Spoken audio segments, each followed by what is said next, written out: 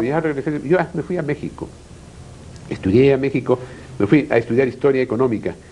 ¿Con quién trabajaste en México, historia económica? En realidad, no, historia económica trabajé con Diego López Rosado, pero más que historia económica, yo me dediqué entonces a la antropología y me matriculé en el Instituto de Antropología de la UNAM, ahí con los viejos maestros como Carlos Martínez del Río, Alfonso Caso, que todavía dictaba algunas cátedras, Fernando Cámara Barbachano, Gonzalo Aguirre Beltrán, y de vez en cuando León Portilla, en fin, profesores de excelente calidad, que algunos de ellos, como el propio doctor Ricardo Pozas, un indio chamula, que escribió un libro bellísimo sobre la vida de un chamula que llegó a ser un personaje importante, que se llamaba Juan Pérez Jolote, con el profesor Almenta Camacho, etc. Entonces, yo me fui interesando más por algo que me parecía una ciencia mucho más racionalizada,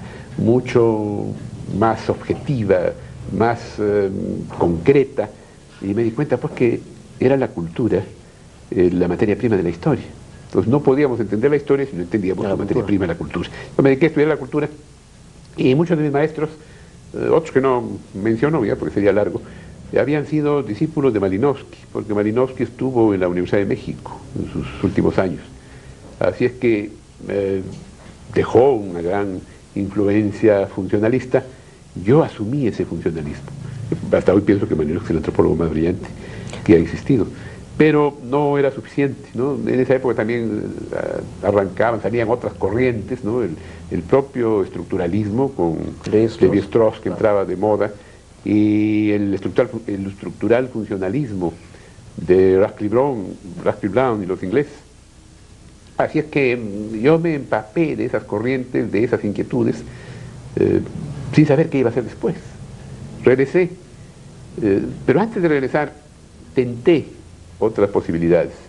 Estuve viajando casi todo México, sobre todo por el norte de México, el sur de los Estados Unidos, y en un congreso de antropología que hubo en México, donde conocí por primera vez a Murra y a nuestro amigo Vice, ¿cómo se llama?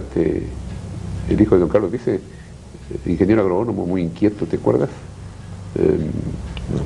No me acuerdo en este momento. Que me dijeron que en Ayacucho se había fundado una nueva universidad. El rector era don Fernando Romero Pintado, claro. Y había cabida para algunos jóvenes que quisieran enseñar, que quisieran dedicar su vida a la universidad.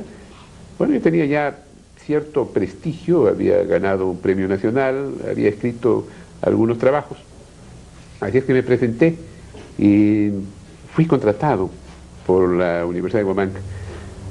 Conocí a personajes muy importantes en la época. ¿Eso fue el año? Eso ha sido el año 63. 63. Ya 63. Conocí a Efraín Morote Best, un hombre extraordinario, del cual guardo muchísimo respeto, ¿no? Un hombre honesto, serio, correcto. Lo único que no tenía era sentido del humor, pero por lo demás era un profesional, un antropólogo de primera clase. A Josafat Roel, a Gabriel Escobar, y de entre los más jóvenes, a Lumbreras, trabajamos con él, con Lucho Lumbreras, con Ducho Bonavía, con Luis Alberto Rato, en fin, muchos profesores que fuimos a Ayacucho y que realmente tomamos el trabajo y la enseñanza con pasión. En ese momento también estaba en Ayacucho, me parece, don Enrique Camino Bren. No, yo cuando llegué ya había muerto. Enrique murió cuando estuvo en Ayacucho. ¿El 60? Murió aquí en Lima, debe haber muerto en el 61. 60. Yo lo conocía, pero ya después. A quien conocí fue al que estuvo allí en Ayacucho, el ingeniero Bernardo Moravsky. Y entramos pues a la vida ayacuchana, ¿no? Nos incorporamos a la sociedad ayacuchana con un poco de recelo por parte de quienes habían esperado ser profesores de la universidad. Todavía se pensaba que un abogado podía enseñar economía política, historia o castellano, ¿no? O Lumbreras como profesor de arqueología, Gabriel Escobar de antropología, yo de historia, ya sabíamos nuestras materias, mucho más lo que podían conocer otro profesional, por brillante que sea, y se dieron cuenta de eso pronto, nos aceptaron. Yo particularmente fui muy bien aceptado en la sociedad ayacuchana. Yo me había casado en mi primer matrimonio en México y ya no andaba muy bien, así es que en Ayacucho yo prácticamente viví la mitad del tiempo solo. Viví 3 años.